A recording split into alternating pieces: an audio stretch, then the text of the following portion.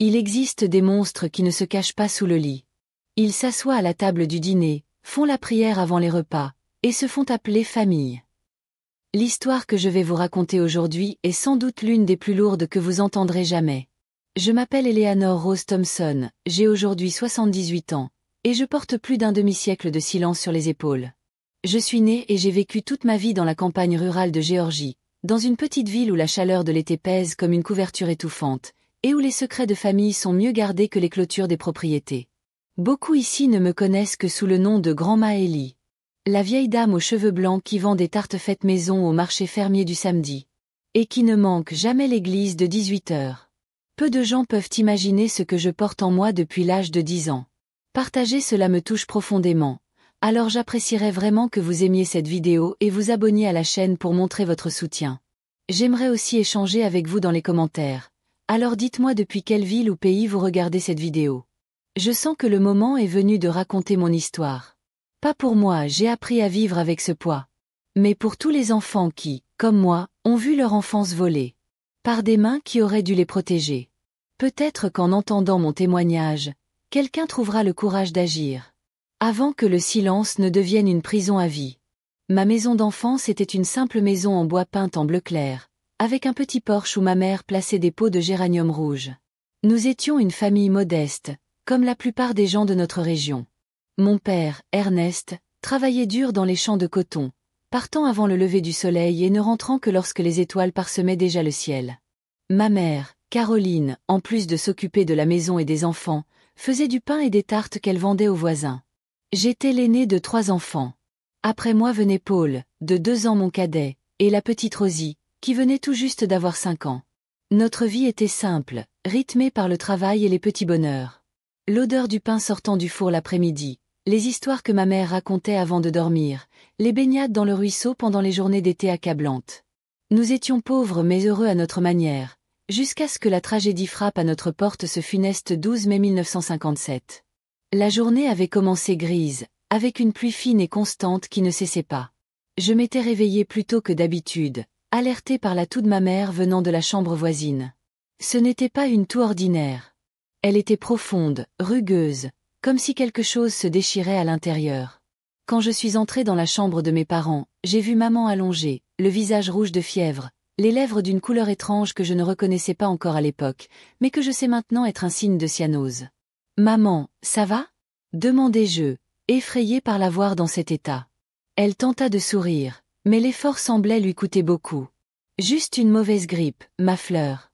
Ça passera bientôt. » Mais cela ne passa pas. Au fil de la matinée, son état se détériora rapidement. La fièvre monta. Respirer devenait de plus en plus difficile. Mon père, qui aurait normalement été au champ à cette heure-là, n'était pas sorti à cause de la pluie battante. Lorsqu'il vit l'état de maman, son visage se durcit d'inquiétude. « Je vais emmener Caroline à l'hôpital de Fairview, dit-il, en parlant de la ville voisine, plus grande que la nôtre, où se trouvait un petit hôpital. Ellie, tu t'occupes des petits jusqu'à ce que je revienne. » À cette époque, mon grand-père paternel, Auguste Thompson, vivait avec nous. Il était venu s'installer chez nous après la mort de ma grand-mère environ 8 mois plus tôt. C'était un homme grand, aux épaules larges, même à 68 ans, avec les mains calleuses de décennies passées à travailler comme contremaître dans les fermes de la région. Il portait une moustache grise bien taillée, et ses yeux semblaient toujours observer tout autour de lui avec une froideur calculatrice. « Je veillerai sur les petits, Ernest, » dit mon grand-père en posant sa main sur l'épaule de mon père. « Emmène Caroline et ne t'inquiète pas pour ce qu'il se passe ici. » Mon père hocha la tête, reconnaissant. Il enveloppa ma mère dans des couvertures et la porta jusqu'au camion que nous utilisions pour aller en ville. La dernière image que je garde d'elle est celle de son visage pâle contrastant avec les couvertures sombres, ses yeux croisant les miens une dernière fois alors que papa la sortait sous la pluie implacable. « Prends soin de tes frères et sœurs, Ellie. »« Je reviens vite, » murmura-t-elle, sa voix à peine audible. Des mots qui allaient devenir une promesse impossible à tenir. La journée s'étira lentement. J'essayais de maintenir une routine normale pour mes frères et sœurs, préparant un déjeuner simple comme maman me l'avait appris, inventant des jeux pour les distraire. Mon grand-père resta la plupart du temps sur le porche, fumant sa pipe et observant la pluie qui ne montrait aucun signe de répit. De temps à autre, il entrait vérifier si nous allions bien, puis retournait à sa veille silencieuse. Alors que la journée s'assombrissait, Mon inquiétude grandissait. Où était papa? Pourquoi ne revenait-il pas? La pluie avait-elle empiré, rendant les routes impraticables et le voyage plus lent? Vers 19 heures, je mis mes frères et sœurs au lit. Paul, comprenant que quelque chose de grave se passait, mit longtemps à s'endormir. Rosie, trop jeune pour comprendre, s'endormit rapidement après que je lui ai raconté l'une des histoires que maman lui racontait d'habitude. Il était presque 21 heures quand j'ai entendu le bruit des roues dans la boue de notre cour. Je courus à la fenêtre, le cœur battant d'espoir en pensant voir maman rentrer à la maison. Mais c'était seulement mon père, seul, trempé par la pluie qui tombait désormais avec force. Lorsqu'il entra, je compris immédiatement que quelque chose de terrible était arrivé. Ses yeux étaient rouges et gonflés. Son corps, d'ordinaire droit, était maintenant voûté comme celui d'un vieil homme. Il retira son chapeau mouillé et le pressa contre sa poitrine, comme s'il se trouvait devant un cercueil. « Où est maman ?» demandai-je, bien que je connaissais déjà la réponse à en juger par son regard dévasté. « Ta mère, commença-t-il. » Mais sa voix se brisa.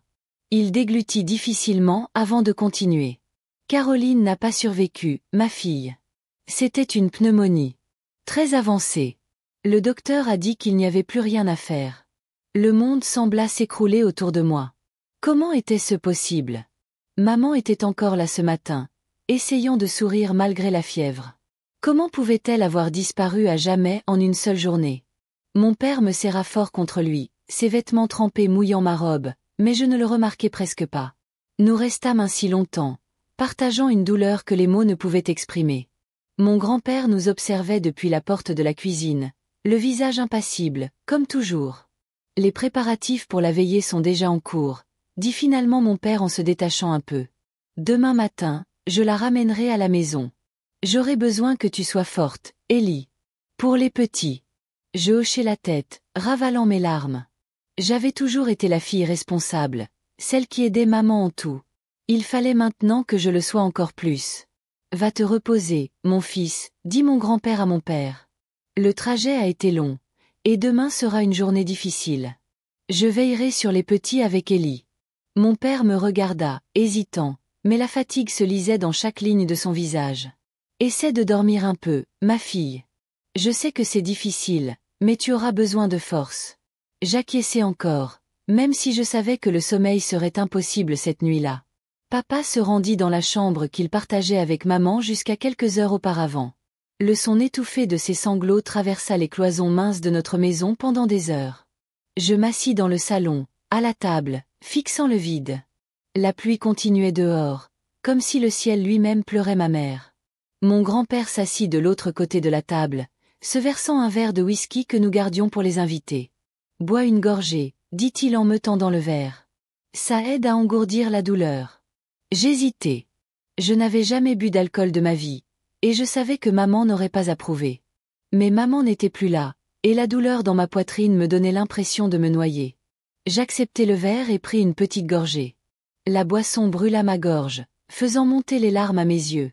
J'en repris une autre. Plus grande, cette fois. C'est bien, murmura mon grand-père, me resservant après que j'eus terminé. La vie est dure, Eleanor. Autant la prendre tôt. Je ne sais pas combien de verres j'ai bu ce soir-là. Je sais seulement que le monde devint flou. Mes pensées embrouillées. À un moment donné, mon grand-père se leva de sa chaise et s'approcha de moi. « Viens, je vais t'aider à aller te coucher », dit-il d'une voix étrangement douce en m'aidant à me lever. Mais il ne me conduisit pas dans la chambre que je partageais avec Rosie. À la place, il me mena jusqu'à sa propre chambre, à l'arrière de la maison. Dans ma confusion et ma tristesse, je ne posais pas de questions. Peut-être avais-je pensé qu'il valait mieux ne pas réveiller ma petite sœur avec mes pleurs. Ce qui arriva ensuite resta enfoui pendant des années dans l'endroit le plus sombre de ma mémoire. Des fragments seulement. Des mains rugueuses où elles n'auraient jamais dû être. Une douleur vive, des supplications ignorées. Le poids d'un corps trop grand sur le mien, trop petit pour résister. L'odeur de whisky et de tabac à pipe, mêlée au souffle chaud sur mon visage. Des mots murmurés qui me tentent encore dans mes cauchemars. Maintenant, tu es la femme de la maison. À un moment, j'ai dû perdre connaissance. Car mon souvenir suivant est celui de l'aube. J'étais de retour dans ma propre chambre, allongée à côté de Rosie, qui dormait paisiblement, ignorante de la nouvelle réalité qui nous entourait. Un instant, j'ai cru que tout cela, la maladie de maman, sa mort, ce qui s'était passé ensuite n'était qu'un cauchemar cruel. Puis j'ai senti la douleur physique, j'ai vu les marques sur mes bras, j'ai remarqué la tache de sang sur le drap. Ce n'était pas un cauchemar. C'était réel. Tout était réel. Et ma mère était bel et bien morte. Et le même jour où je l'ai perdue, j'ai aussi perdu mon innocence, mon enfance, ma confiance en ce monde. À cet instant, quelque chose en moi s'est refermé. Une grille de fer est tombée sur mes émotions, enfermant tout à l'intérieur. Je me suis levée avec précaution pour ne pas réveiller Rosie, j'ai changé de vêtements, je me suis lavé le visage dans le bassin d'eau que nous gardions dans la chambre. Je me suis regardée dans le petit miroir accroché au mur et j'ai vu une personne différente. Un visage de fillette de 10 ans, mais avec des yeux qui avaient vieilli de plusieurs décennies en une seule nuit. Je suis allée à la cuisine pour préparer le petit déjeuner, comme le faisait maman. C'était le jour de sa veillée funèbre, et je savais que la maison serait bientôt remplie de voisins et de parents. La routine était mon seul refuge, la seule chose qui m'empêchait de m'effondrer complètement. Mon père était déjà debout, les yeux gonflés, le visage marqué par une nuit de larmes. Il m'a prise dans ses bras à nouveau, et j'ai eu besoin de toute la force que je venais de découvrir pour ne pas me briser dans son étreinte. Pour ne pas hurler la vérité sur ce qui s'était passé. « Je vais chercher ta mère maintenant, dit-il, la voix éteinte. Prends soin des petits quand ils se réveilleront. » J'ai hoché la tête mécaniquement. Prendre soin des petits. C'est ce que je ferai à partir de ce jour-là. Prendre soin des petits, et me taire. Parce que qui me croirait? Qui oserait s'opposer à la parole d'un homme respecté comme mon grand-père? Et comment pourrais-je apporter plus de douleur à mon père, qui venait de perdre l'amour de sa vie? C'est ainsi qu'a commencé mon long hiver de silence. Le jour où j'ai perdu ma mère et bien plus encore. Le jour où j'ai appris, de la manière la plus cruelle, que le monde n'est pas un endroit sûr, surtout pour une petite fille. Le jour où j'ai compris que parfois, les monstres ont notre propre sang. Et je suis restée silencieuse si longtemps que j'ai presque oublié ce que c'était d'avoir une voix. Jusqu'à ce qu'un jour, quelque chose se produise et change tout. Mais cela, c'est une histoire pour notre prochaine rencontre. Les jours qui suivirent l'enterrement de ma mère passèrent comme un brouillard dense sur les champs d'hiver de Géorgie. La veillée n'est qu'un flou de visages familiers, de câlins qui ne réchauffaient pas, de paroles de réconfort qui ne parvenaient pas jusqu'à mes oreilles. Je me souviens seulement du cercueil en bois clair, du visage de maman, trop serein, comme une poupée de cire, pas comme la femme pleine de vie qui fredonnait en pétrissant le pain, et du fait que je tenais fermement les mains de mes frères et sœurs tout du long. Paul, à 8 ans, comprenait assez pour pleurer sans s'arrêter. Rosie, trop jeune pour saisir la finalité, demandait sans cesse quand maman allait se réveiller. Chaque question était comme un couteau qui tournait dans ma poitrine. Dans notre petite communauté, le deuil avait ses propres rituels. Les femmes prenaient en charge la cuisine, remplissant notre garde-manger de nourriture pour des semaines. Pain fait maison, tartes, conserves, saucisses, fromage. Les hommes se relayaient pour aider mon père aux travaux des champs, sachant qu'il ne pourrait pas tout gérer seul dans les premières semaines. La solidarité était le seul réconfort tangible en ces jours sombres. Mais les visites s'espacèrent peu à peu. La vie suit son propre rythme, et les gens reprirent leurs habitudes. Une semaine après l'enterrement, nous étions à nouveau seuls. Un père brisé par la perte, 3 enfants sans mère, et un grand-père dont les yeux me suivaient désormais dans la maison comme ceux d'un prédateur. Mon père, consumé par son chagrin, ne remarquait presque rien de ce qui se passait autour de lui. Il partait avant l'aube et ne rentrait qu'au crépuscule, tombant de fatigue dans son lit, sans énergie pour quoi que ce soit d'autre. Je pense que le travail était sa seule échappatoire, sa seule manière de supporter l'absence de maman. Peut-être croyait-il qu'en s'épuisant assez, il ne rêverait pas d'elle la nuit. « Tu es une bonne fille, Ellie », me disait-il parfois en me caressant les cheveux. « Ta mère serait fière de toi. » Ces mots auraient dû me réconforter, mais ils m'apportaient une douleur profonde. S'il savait ce qui se passait en son absence, me regarderait-il encore avec cette fierté dans les yeux? J'ai assumé les responsabilités de la maison du mieux que je pouvais. Je me levais tôt pour préparer le petit déjeuner, j'aidais mes frères et sœurs à s'habiller pour l'école rurale située à 3 kilomètres de la maison, je lavais les vêtements dans le bassin en pierre, je cuisinais ce que maman m'avait appris. Mes petites mains tentaient de reproduire ces gestes, mais rien ne sortait pareil. Les haricots n'avaient jamais le même goût. Le pain ne levait pas comme avant. Les vêtements n'étaient pas aussi blancs. Chaque échec était un rappel douloureux de son absence. La nuit, quand tout le monde dormait, je pleurais en silence dans mon oreiller, étouffant mes sanglots pour ne pas réveiller Rosie, qui dormait à côté de moi. Je pleurais pour maman, pour moi, pour le poids de responsabilité trop grande pour des épaules aussi petites. Mais surtout, je pleurais pour la terreur qui me saisissait chaque fois que j'étais seule avec mon grand-père. Après cette première nuit, il devint plus prudent, plus méthodique. Il attendait les moments où mon père allait en ville régler une affaire, où mes frères et sœurs étaient à l'école ou jouaient chez les voisins. Il y avait toujours une excuse pour m'appeler dans sa chambre, à l'abri à outils, ou même sur la berge du ruisseau qui traversait notre propriété. « Viens m'aider ici, Éléanore », disait-il de sa voix rauque qui ne permettait aucun refus. Et j'y allais, le corps tremblant, sachant ce qui m'attendait, mais incapable d'y échapper. Quel choix avait une fille de 10 ans à une époque où les enfants n'avaient aucune voix? Où la parole d'un adulte, surtout celle d'un homme respecté dans la communauté, faisait loi sans discussion possible. Il utilisait toujours les mêmes mots après. « Ça reste entre nous. Ton père a déjà assez de problèmes. Tu ne veux pas lui causer plus de souffrance, n'est-ce pas ?» Et ainsi, il me réduisait au silence, utilisant mon amour pour mon père comme une arme contre moi. C'était un jeu cruel de manipulation auquel, dans mon innocence, je ne pouvais rien opposer. Je croyais vraiment que dire la vérité tuerait mon père de chagrin. Que ce serait ma faute si notre famille, déjà fragilisée par la perte de maman, se désintégrait complètement. Les mois s'étiraient dans ce cauchemar continu.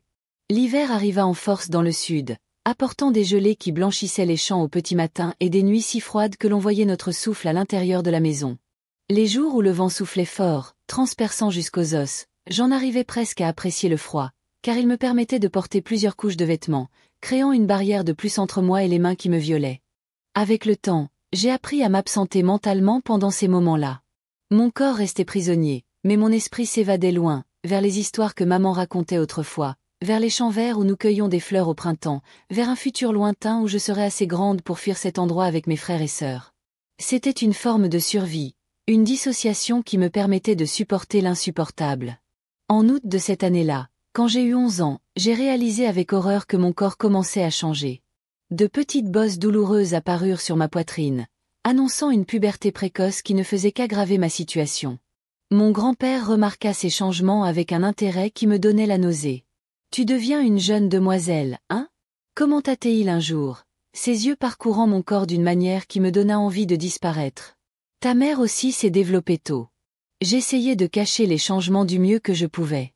Je portais des vêtements amples, je courbais les épaules, j'utilisais des bandes serrées sous mes chemises.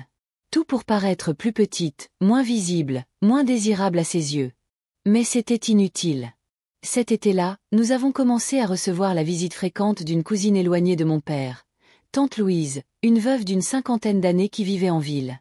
Elle venait le dimanche, apporter des gâteaux et des friandises, et observait notre situation avec des yeux attentifs qui semblaient voir bien plus que les autres. « Cette petite est trop maigre », dit-elle un jour à mon père. Et ses yeux, on dirait ceux de quelqu'un de bien plus âgé. C'était la première fois que quelqu'un remarquait quelque chose. J'ai ressenti un mélange d'espoir et de panique. Une partie de moi voulait qu'elle découvre tout, qu'elle m'enlève ce lourd secret. Une autre tremblait à l'idée des conséquences, de ne pas être crue, de provoquer une tempête dans la famille. Mon grand-père perçut le danger que représentait tante Louise. Il devint plus prudent en sa présence, me traitant avec une distance calculée qui pouvait passer pour du respect. Mais ses yeux m'envoyaient des messages clairs. Personne ne me croirait. Je n'avais pas d'autre choix que de rester silencieuse. Avec le temps, j'ai développé de petits actes de résistance, de petites rébellions qui passaient sans doute inaperçues pour les autres, mais qui, pour moi, représentaient d'importantes batailles dans la guerre silencieuse que je menais. J'ai commencé à dormir avec des ciseaux sous mon oreiller. Je me réveillais avant tout le monde pour verrouiller la porte de la chambre que je partageais avec Rosie. J'inventais des maladies les jours où je me retrouvais seule avec lui. Mais ma plus grande arme, ce fut le silence. Pas le silence de la victime, mais celui de l'observatrice. J'ai appris à lire les signes, à prédire ses mouvements, à anticiper ses humeurs. Je savais quand il valait mieux rester proche des autres, quand il était préférable de me cacher dans la soupente de la grange, une cachette découverte par hasard et qu'il n'a jamais trouvée, quand son humeur devenait particulièrement dangereuse. En mars 1958, presque un an après la mort de ma mère, quelque chose arriva qui allait changer à jamais le cours de notre histoire familiale. C'était un samedi, je m'en souviens très bien. Mon père était parti en ville pour vendre quelques produits de notre petit potager et acheter des provisions. Paul et Rosie étaient chez les voisins pour assister à une fête d'anniversaire. J'étais seule à la maison avec mon grand-père, en train de nettoyer le poêle à bois, lorsqu'il apparut à la porte de la cuisine. « Viens ici, Éléanore », ordonna-t-il d'un ton qui ne permettait aucun refus. Mon cœur se mit à battre à toute vitesse. Je connaissais bien ce ton, ce regard. Mais ce jour-là, quelque chose en moi se révolta. Peut-être à cause de l'usure de presque un an à vivre dans cet enfer. Peut-être à cause du souvenir de ma mère qui me semblait particulièrement vif ce matin-là. Peut-être simplement parce que ma coupe était pleine. « Je ne peux pas tout de suite », répondis-je sans le regarder, continuant à frotter les cendres du poêle avec plus de force que nécessaire. « Je dois finir ça avant que papa ne rentre. » Il parut d'abord stupéfait. Je ne lui avais jamais désobéi directement auparavant. Mais la surprise laissa rapidement place à la colère. Il traversa la cuisine en 3 longues enjambées, m'attrapa le bras avec assez de force pour laisser des marques et commença à me traîner vers sa chambre. « Tu te prends pour qui à me répondre comme ça ?» grogna-t-il entre ses dents. « Tu as oublié qui commande ici quand ton père est absent ?» Je me débattis, tentant de me libérer, griffant, donnant des coups de pied. C'était inutile face à la force d'un homme adulte, mais je continuais à résister malgré tout. Quelque chose s'était brisé en moi. Si cela devait arriver de toute façon, au moins cette fois, je ne serais pas soumise. C'est alors que nous avons entendu le bruit de roues dans la cour. Mon grand-père se figea, toujours en train de serrer mon bras avec brutalité. Nous n'attendions personne à cette heure-là. Il me relâcha brusquement, me poussant contre le poêle. « Va voir qui c'est. Et pas un mot de tout ça, compris ?» Je courus jusqu'à la fenêtre, le cœur battant. C'était le camion de mon père, rentrant plus tôt que prévu. Jamais le rouge délavé de ce vieux camion ne m'avait semblé aussi beau. Mon grand-père disparut rapidement dans sa chambre, et j'essayai de me recomposer avant que mon père n'entre. Je lissai mon tablier, remis mes cheveux en place, respirai profondément pour contenir les larmes qui menaçaient de couler. Mon père entra, portant un sac de provisions et un petit paquet enveloppé dans du papier brun que je découvrirai plus tard contenait un morceau de tissu pour me coudre une nouvelle robe. Son visage, normalement marqué par la tristesse depuis la mort de maman, semblait un peu plus léger ce jour-là. « Je suis revenu plus tôt », expliqua-t-il en posant les courses sur la table. « La tempête arrive. J'ai pensé qu'il valait mieux ne pas risquer de rester coincé sur la route. » En effet, de sombres nuages s'amoncelaient à l'horizon, annonçant l'une de ces tempêtes estivales qui transformaient les chemins de terre en bourbiers impraticables.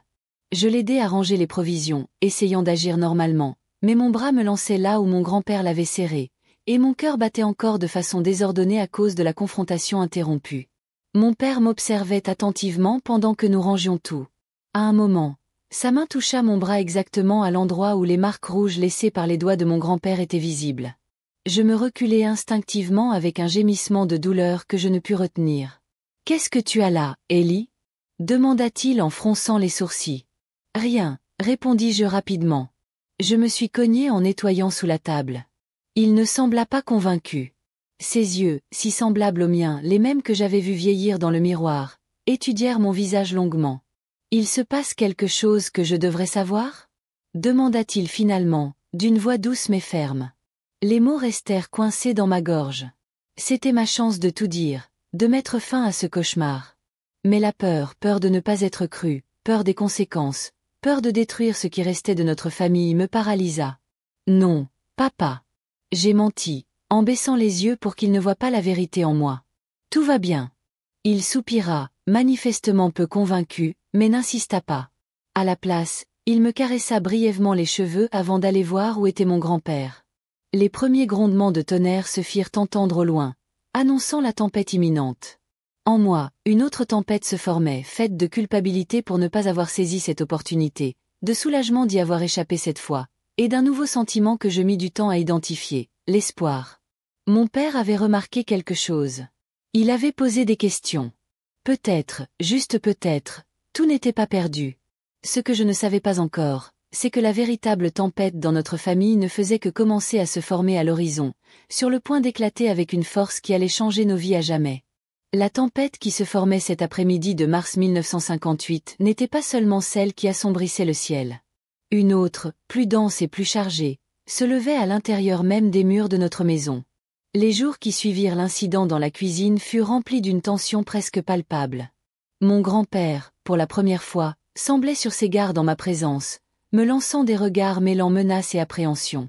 Mon père, quant à lui, nous observait avec une attention renouvelée, comme s'il s'était réveillé d'un long deuil.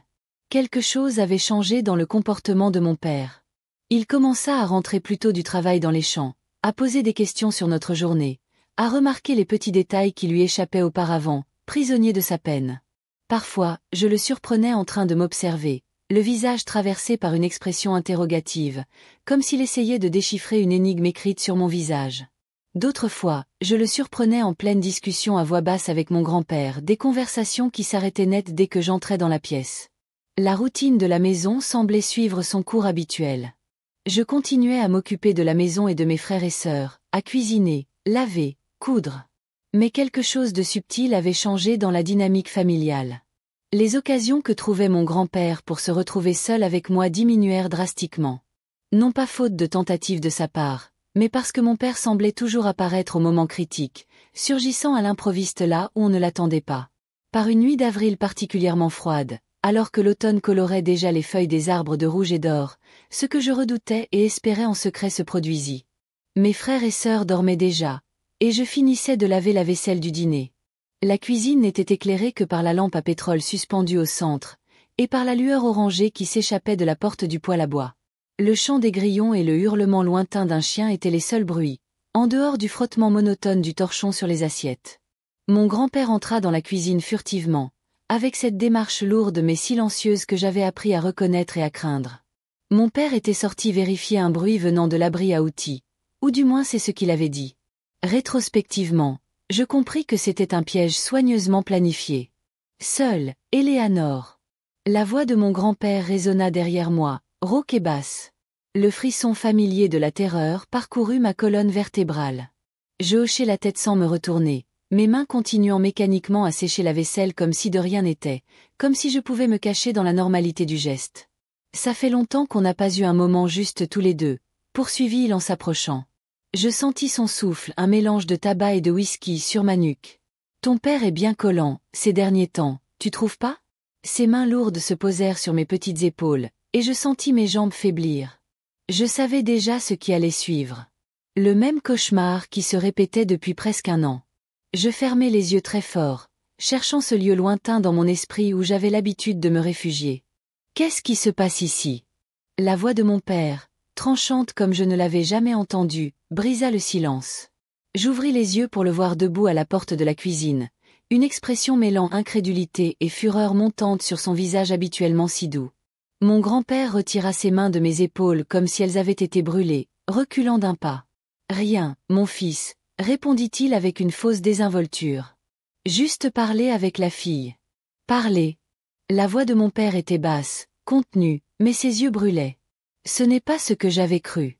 Un silence pesant s'abattit sur la cuisine, rompu seulement par le crépitement du bois dans le poêle. Je restai figé, l'assiette à moitié sèche toujours dans mes mains, incapable de bouger ni de parler.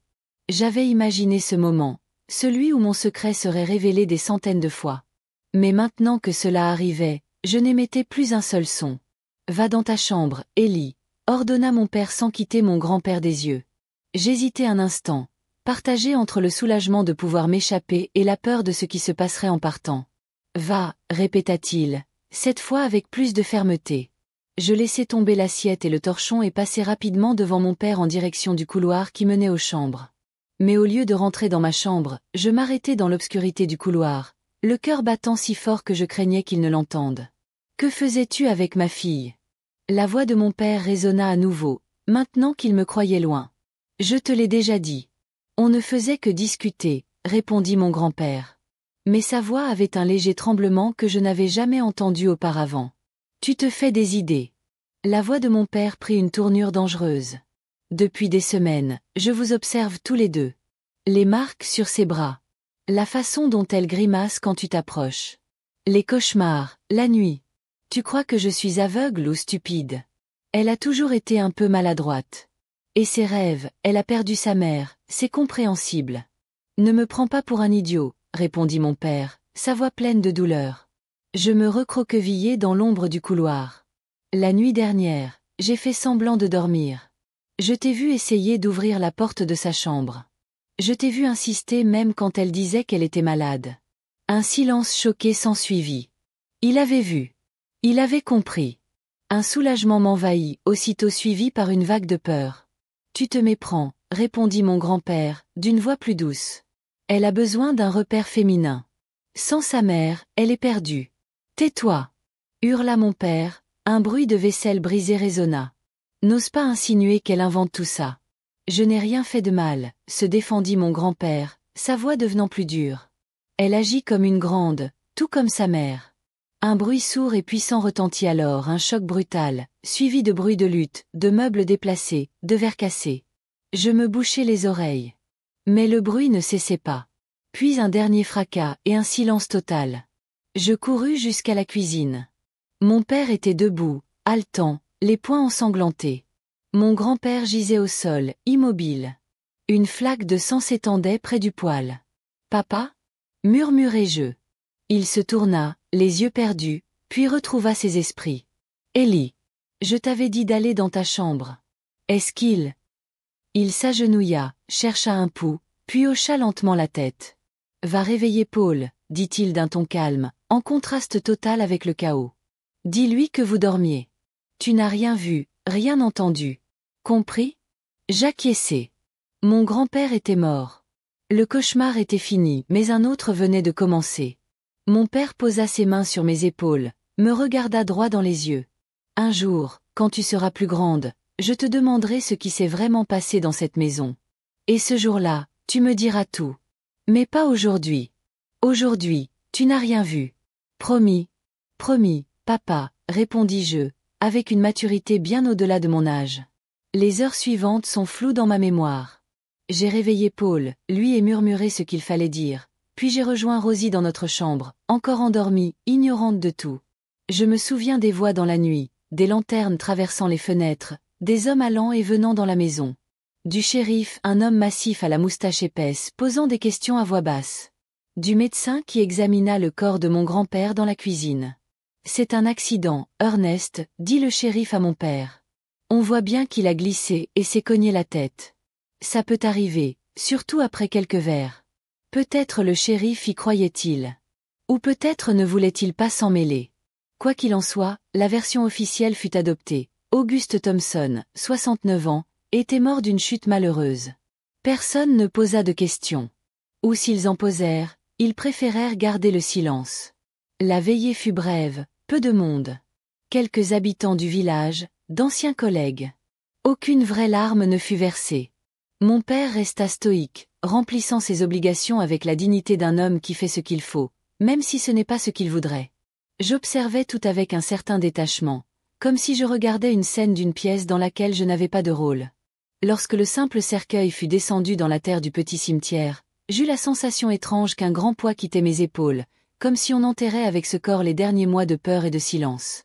Ce soir-là, après notre retour à la maison et une fois mes frères et sœurs endormis, mon père m'appela à la table de la cuisine.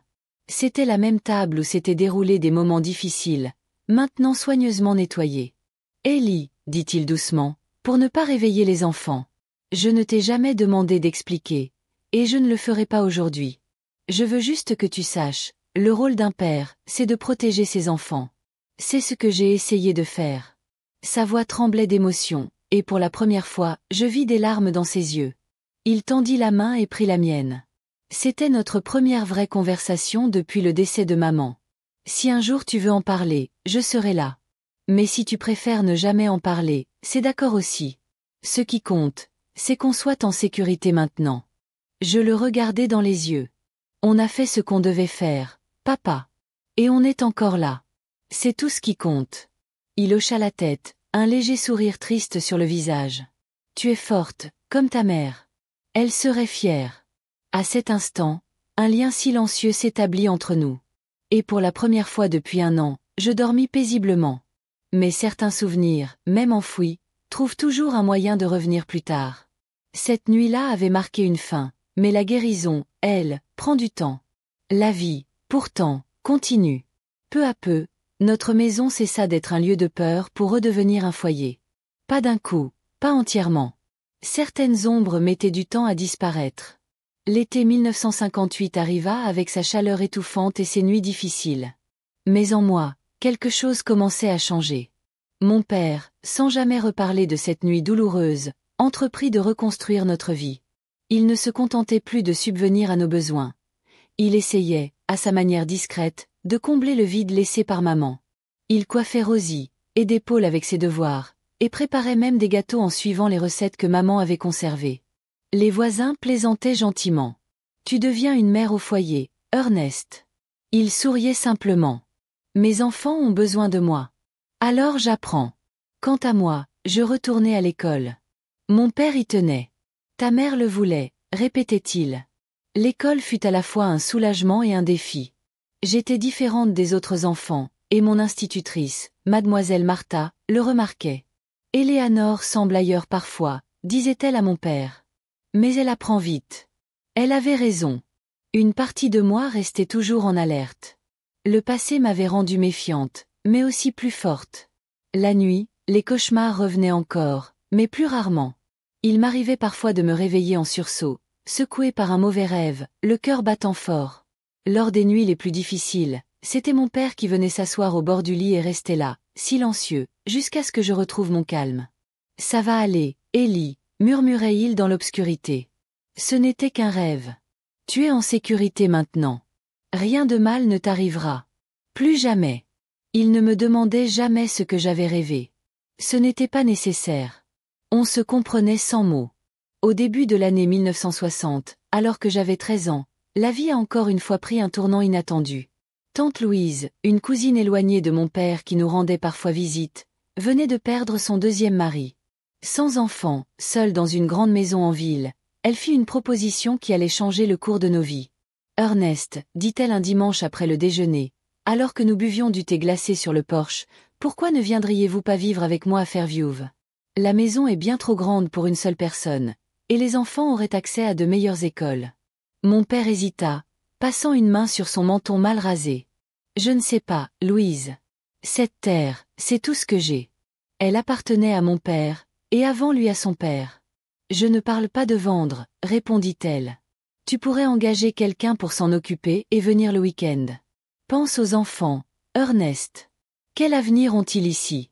Éléanore devient une jeune fille. Elle a besoin d'une bonne éducation si tu ne veux pas qu'elle finisse à faire des ménages. » Ces mots touchèrent profondément mon père.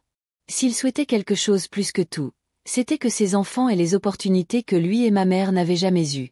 La décision ne fut pas prise ce jour-là, mais la graine avait été semée. Dans les mois qui suivirent, l'idée fut discutée à maintes reprises à table, pesant le pour et le contre. Paul et Rosie étaient ravis à l'idée de vivre dans une grande ville, qui n'était en réalité qu'un bourg de 5000 habitants. Moi, j'étais partagée. Une partie de moi voulait fuir cette maison marquée par tant de douleurs. Mais une autre s'y accrochait. C'était le seul foyer que j'avais connu. Chaque recoin, chaque arbre, chaque pierre du chemin vers le ruisseau portait des souvenirs. Certains douloureux, oui, mais d'autres précieux, d'un temps plus heureux, quand maman était encore parmi nous. En juillet 1960, au cœur de l'hiver, nous avons déménagé. Nous n'avons emporté que peu de choses, quelques vêtements, des objets personnels, des photos de famille et le service en porcelaine qui appartenait à maman. Le reste est resté là-bas, avec une part de nous-mêmes. La maison de tante Louise à Fairview était grande, selon nos standards, 2 étages, 4 chambres, un salon distinct de la salle à manger, une cuisine spacieuse avec un poêle à bois et un autre à gaz, une modernité qui nous impressionna tous. Et même une salle de bain à l'intérieur avec de l'eau courante, un vrai luxe pour nous. Chaque enfant aura sa propre chambre, annonça tante Louise, au grand bonheur de Paul et Rosie, qui avaient toujours partagé un petit espace. S'adapter à cette nouvelle vie ne fut pas simple. Mais c'était un nouveau départ. Mon père, habitué au travail physique dans les champs, avait désormais un emploi dans un magasin local, s'occupant du comptoir et faisant des livraisons. Ses mains, autrefois calleuses à force de manier la houe, manipulaient désormais des carnets et faisaient des comptes. Les premières semaines, il rentrait à la maison avec un air perdu, comme s'il ne savait plus vraiment qui il était dans cette nouvelle réalité. Quant à moi, j'avais été inscrite à l'école Notre-Dame de la Grâce, dirigée par des religieuses. C'était un environnement totalement différent de l'école rurale. Des classes séparées par niveau, plusieurs professeurs, des matières spécifiques, des uniformes impeccables, des règles strictes. Le premier jour, en voyant toutes ces filles en jupe plissée et chemisier blanc amidonné, j'ai ressenti une peur que je n'avais plus connue depuis les périodes sombres de notre ancienne maison. Tu t'y habitueras, m'avait assuré tante Louise en ajustant pour la 3e fois ma cravate bleu marine. C'est l'une des meilleures écoles de la région. Un diplôme d'ici t'ouvrira des portes. Je n'ai rien dit, mais je doutais de pouvoir un jour me sentir à ma place dans ce monde. Les autres filles venaient de familles bien établies de la ville, des filles de commerçants, du pharmacien, du notaire, même du maire.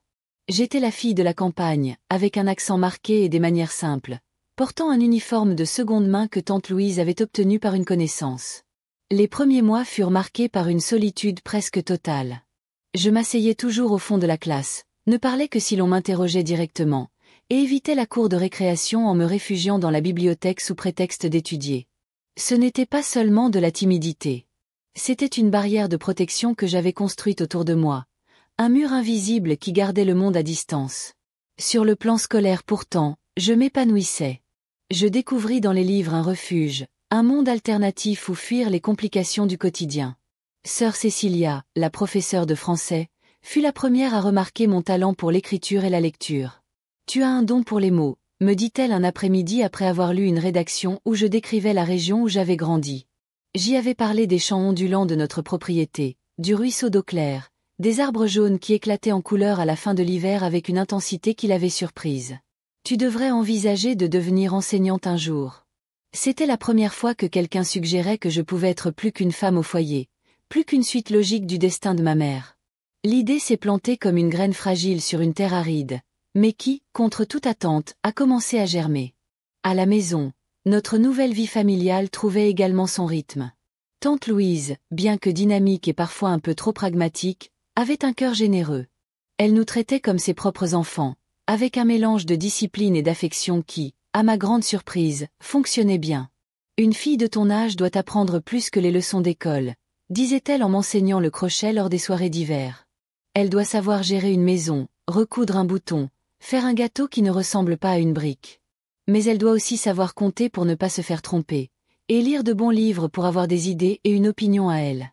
C'était une vision de la féminité à mi-chemin entre la tradition et un certain progrès pour l'époque, surtout dans la Géorgie rurale du début des années 60. Tante Louise n'était pas une révolutionnaire. Elle ne disait pas ouvertement que les femmes devaient avoir une carrière plutôt qu'une famille, mais elle croyait fermement qu'une femme instruite faisait de meilleurs choix dans la vie.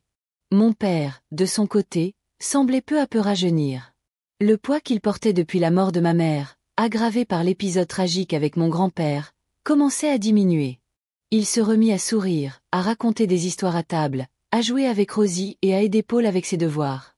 Parfois, le samedi soir, il sortait même au cinéma avec des collègues du magasin, une sociabilité qu'il n'aurait jamais envisagée dans notre vie d'avant. C'est un de ces samedis, alors que j'avais 15 ans, que tante Louise et moi avons eu la conversation qui allait changer ma manière de voir ce qu'il s'était passé dans notre ancienne maison. Nous étions seuls à la maison. Mon père était sorti avec Paul pour aller au cinéma. Rosie était à une fête d'anniversaire chez une amie. Souhaitez-vous que je continue cette traduction avec la conversation à venir entre Ellie et tante Louise? Tante Louise faisait du crochet pendant que je lisais un livre que sœur Cécilia m'avait prêté. Éléanore, dit-elle soudainement, rompant le silence confortable qui s'était installé entre nous. Il y a quelque chose que je veux te demander depuis longtemps. Je levai les yeux de mon livre, remarquant le sérieux inhabituel dans sa voix. Qu'est-ce que c'est, tante? Elle posa son crochet et me regarda droit dans les yeux. Que s'est-il réellement passé avec ton grand-père? La question me frappa comme un seau d'eau glacée. En toutes ces années, personne, absolument personne, ne m'avait posé cette question aussi directement. C'était un sujet tacitement interdit, un fantôme qui planait dans notre famille sans jamais être nommé. J'hésitais, sentant ma gorge se dessécher soudainement. Il a glissé et s'est cogné la tête contre le poêle. C'était un accident. Tante Louise continua de me fixer, ses yeux perçants comme s'ils lisaient à travers mes mots récités d'avance. Éléanore, dit-elle enfin d'une voix plus douce. Je te le demande parce que j'ai besoin de savoir si ce que j'ai toujours soupçonné est vrai. Je ne juge personne. Je veux juste comprendre. Comprendre quoi? Répondis-je sur la défensive, même si je savais très bien de quoi elle parlait. J'ai commencé à avoir des doutes quand je venais vous rendre visite, poursuivit-elle, ignorant ma question. Je voyais comment tu te raidissais quand il s'approchait. Tes yeux, si semblables à ceux de ta mère, avaient perdu cette lueur d'enfant. Ce n'était pas seulement le deuil. C'était autre chose. Une douleur que j'ai reconnue. Elle marqua une pause, prit une grande respiration. Parce que j'ai vécu quelque chose de similaire quand j'avais ton âge. Cette confession inattendue brisa quelque chose en moi. Les larmes que je retenais depuis des années commencèrent à couler silencieusement sur mes joues. Personne ne m'aurait cru, murmurai-je enfin. Il était respecté. J'étais juste une enfant. Moi je t'aurais cru, répondit-elle simplement. C'est pour ça que je me suis autant rapprochée de vous après la mort de ta mère. J'ai vu les signes, mais je n'étais pas sûre. Je ne pouvais pas intervenir sans preuve. Et puis, papa a découvert, repris-je, mes mots sortant comme un torrent que je ne pouvais plus contenir. Il a vu grand-père essayer. Et ils se sont battus, et grand-père est tombé. Je n'arrivais pas à terminer. Tante Louise se leva de son fauteuil et vint s'asseoir à côté de moi sur le canapé, m'enveloppant dans une étreinte à la fois protectrice et pleine de compréhension. Pour la première fois depuis tous ces événements, je me laissais aller à pleurer pour de vrai. Pas les sanglots étouffés dans l'oreiller la nuit, mais un vrai chagrin, profond, qui secouait tout mon être. Ton père a fait ce qu'il fallait, dit-elle une fois que je fus calmée. Tout père digne de ce nom aurait fait la même chose. Comment le savais-tu? Demandai-je en essuyant mes larmes du revers de la main. Comment étais-tu si sûre? Quand on vit assez longtemps, certaines choses deviennent évidentes, répondit-elle d'un ton énigmatique. Puis elle ajouta avec un soupir. Et ton père m'en a parlé juste après que vous avez emménagé ici. Il avait besoin de se confier à quelqu'un, et il m'a fait confiance. Je restai silencieuse, absorbant cette révélation. Ainsi, mon père avait parlé du sujet, juste, pas avec moi. Pourquoi me le dis-tu maintenant? Demandai-je enfin. Tante Louise prit mes mains entre les siennes, ses yeux plongés dans les miens avec une intensité rare. Parce que tu portes ce fardeau depuis trop longtemps, Éléanore. Tu l'as gardé pour toi, pensant devoir protéger ton père, tes frères et sœurs, même moi. Mais des secrets comme celui-ci rongent l'âme. Ils consument la personne de l'intérieur, comme la rouille sur le fer. Crois-moi, je le sais. Elle fit une pause, comme si elle décidait jusqu'où aller. Ce qui s'est passé dans cette maison n'est pas ta faute. Ni celle de ton père. Le seul responsable a déjà payé pour ses actes. Et maintenant, il est temps pour toi de commencer à te libérer de ce poids afin de pouvoir vraiment vivre. Cette conversation, bien que douloureuse, fut la première étape véritable de mon chemin vers la guérison. Ce ne fut ni magique ni immédiat. Les cicatrices ne disparurent pas du jour au lendemain. Mais quelque chose de fondamental changea. Je n'étais plus seule avec mon secret. Il y avait quelqu'un qui savait, qui comprenait, qui ne me jugeait pas pour la douleur que j'avais portée en silence pendant si longtemps. Dans les années qui ont suivi, j'ai peu à peu retrouvé ma voie. Avec le soutien de tante Louise et la force tranquille de mon père, j'ai commencé à me reconstruire non pas comme une victime, mais comme une survivante. Chaque défi surmonté, chaque journée pleinement vécue, était une victoire silencieuse contre le passé. Les cicatrices sont restées, certaines invisibles, d'autres qui influençaient mes peurs et mes relations. Mais même les cicatrices sont des signes de guérison, elles rappellent que la douleur n'a pas gagné. C'est ainsi que j'ai atteint l'âge adulte, pas intacte, pas parfaite, mais entière, et enfin maîtresse de mon propre avenir. Les années ont défilé comme les pages d'un livre, certaines douces, d'autres plus dures, mais toutes faisaient partie de l'histoire qui m'a menée jusqu'à ce moment. 78 ans, assise sur le même porche en bois, dans la campagne géorgienne où je suis née.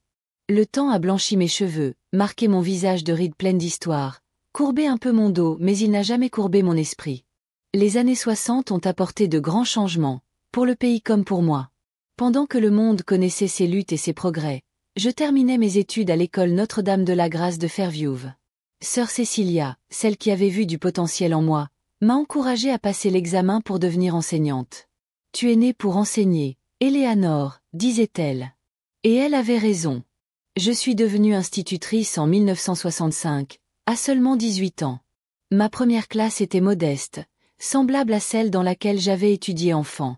Mais cette fois, c'était moi l'adulte, celle qui guide, qui protège. La même année, mon père a épousé tante Louise, la femme qui avait été notre refuge dans les moments difficiles. Pour Paul et Rosie, c'était naturel. Elle avait déjà été une mère pour eux depuis longtemps.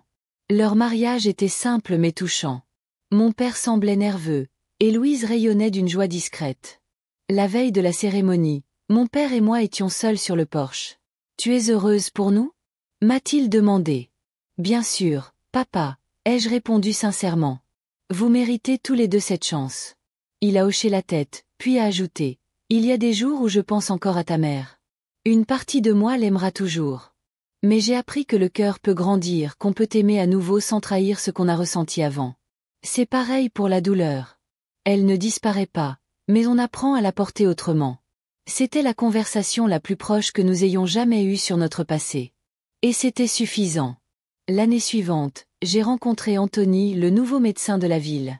Nous nous sommes croisés pour la première fois à l'école, lors d'une campagne de vaccination. Il revenait souvent, avec de bonnes raisons, mais je savais qu'il venait aussi pour me voir. Au début, j'ai résisté. J'étais méfiante, peur de faire confiance. Le passé m'avait appris à être prudente. Mais tante Louise m'a aidé à comprendre quelque chose d'important. Tous les hommes ne sont pas les mêmes. Et en évitant l'amour, je laissais le passé décider de mon avenir. Alors, en 1967, j'ai accepté l'invitation d'Anthony pour dîner. J'étais nerveuse, mais il me mettait en confiance. Il ne m'a jamais brusquée, ne m'a jamais interrogée sur les murs que je portais encore. Notre relation a grandi lentement, dans le respect.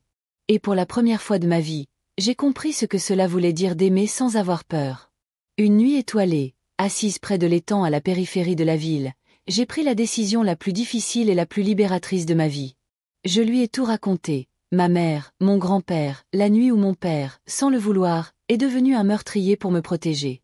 J'ai parlé sans le regarder, les yeux fixés sur les eaux sombres qui reflétaient le ciel constellé d'étoiles. Quand j'ai terminé, il y eut un long silence. Je craignais d'avoir commis une erreur irréparable, d'avoir détruit toute possibilité d'avenir avec lui. Finalement, j'ai rassemblé mon courage pour le regarder. Des larmes silencieuses coulaient sur son visage. « Éléanore, dit-il enfin, la voix nouée par l'émotion, merci de m'avoir fait assez confiance pour partager cela. Je ne peux pas imaginer le courage qu'il t'a fallu. Non seulement pour survivre, mais pour devenir la personne extraordinaire que tu es aujourd'hui. » Il a pris mes mains entre les siennes dans un geste à la fois protecteur et respectueux. « Rien de ce que tu m'as dit ne change ce que je ressens pour toi. S'il y a eu un changement, c'est que mon admiration pour toi a grandi. » Nous nous sommes mariés en 1968 lors d'une cérémonie simple dans la même église où mon père et Louise avaient scellé leur union des années auparavant. Ce fut un mariage campagnard à l'ancienne, avec une fête dans la salle paroissiale, des plats préparés par les femmes de la communauté et de la musique jouée par un groupe local. Les premières années de notre mariage furent faites d'adaptation mutuelle. Malgré ma décision consciente de faire confiance à Anthony, mon corps conservait des souvenirs que mon esprit rationnel ne pouvait toujours contrôler. Il y avait des nuits où je me réveillais en hurlant, des moments de panique sans cause apparente, des réactions disproportionnées à des gestes innocents. Anthony, avec la patience de quelqu'un qui aime vraiment, était à mes côtés à chaque rechute, à chaque progrès. « Nous ne sommes pas pressés », disait-il souvent. « Nous avons toute la vie devant nous. » En 1970, notre premier enfant est né, un garçon en bonne santé que nous avons nommé Charles, en l'honneur de ma mère, Caroline. L'accouchement fut difficile, compliqué par des souvenirs traumatiques qui ont transformé l'expérience physique en épreuve psychologique. Mais quand on a placé ce petit être dans mes bras, quelque chose de profond s'est transformé en moi. « Je te protégerai », ai-je murmuré au bébé, qui me regardait avec de grands yeux bleus, si semblables aux miens. « Personne ne te fera de mal tant que je vivrai. » C'était une promesse qui faisait écho à celle que mon père m'avait faite, même si elle était arrivée tard. Un cercle s'est refermé tandis qu'un autre s'ouvrait. 2 ans plus tard, notre famille s'est agrandie avec la naissance de Marie, une petite fille aux cheveux foncés et au sourire facile, qui, dès le début, a montré la détermination qui allait la définir toute sa vie. Les années 1970 ont filé entre couches, premiers pas, premiers mots, quelques voyages à Atlanta pour visiter les parents d'Anthony, des nuits sans sommeil avec des enfants fiévreux, des joies quotidiennes qui ont peu à peu guéri les blessures anciennes. J'ai continué à enseigner, assumant finalement le poste de directrice dans la même école où j'avais commencé ma carrière. En 1980, à 33 ans, j'ai affronté une nouvelle perte importante. Mon père est mort d'une crise cardiaque massive alors qu'il travaillait dans le petit verger qu'il entretenait dans le jardin de la maison à Fairview. C'est Louise qui l'a trouvé, effondré parmi les orangers qu'il cultivait avec tant de soin. Il n'avait que 60 ans. Les funérailles furent une expérience irréelle. Le même cimetière où, des années plus tôt, nous avions enterré mon grand-père, accueillait maintenant mon père. 2 hommes aussi différents que le jour et la nuit, unis seulement par le sang qu'ils partageaient, mais pas par les valeurs ni le caractère. Alors que je regardais le cercueil descendre dans la terre, une tempête se formait à l'horizon. De gros nuages noirs avançaient rapidement, apportant avec eux des vents forts et les premières grosses gouttes de pluie. C'était comme si le ciel lui-même rendait hommage à cet homme simple qui avait fait ce qu'il fallait pour protéger sa fille, portant ensuite le poids de cet acte pour le reste de sa vie sans jamais se plaindre. Même la météo est venue lui dire adieu. « Commenta Paul, mon frère, aujourd'hui âgé de 31 ans, marié et père de 3 enfants. » La pluie s'est mise à tomber à verse au moment où la dernière poignée de terre recouvrait le cercueil. Nous ne sommes pas allés nous abriter, comme beaucoup des personnes présentes. Nous sommes restés là, moi, Paul, Rosie, Louise, Anthony et mes jeunes enfants, laissant l'eau de pluie laver nos larmes dans un baptême involontaire qui semblait juste pour l'instant. C'est à ce moment-là, trempé jusqu'aux os mais étrangement en paix, que j'ai compris à quel point ma foi avait été fondamentale dans mon parcours. Pas une foi dogmatique ou rituelle, mais cette confiance profonde que, même dans les tempêtes les plus dévastatrices de la vie, il existe un but plus grand que nous ne comprenons pas toujours immédiatement. Cette foi ne m'est pas venue par une révélation soudaine ou une conversion dramatique. Elle s'est construite lentement, à travers les petites et grandes épreuves que j'ai traversées. Elle a grandi les nuits où, enfant encore marqué par les traumatismes, je regardais les étoiles et ressentais une présence aimante qui dépassait mon entendement.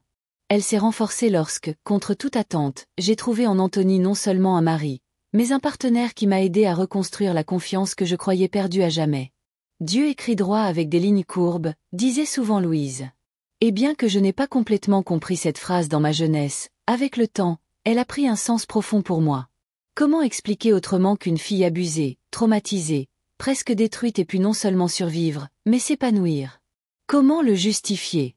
Malgré tout, j'avais trouvé l'amour, fondé une famille, construit une carrière pleine de sens.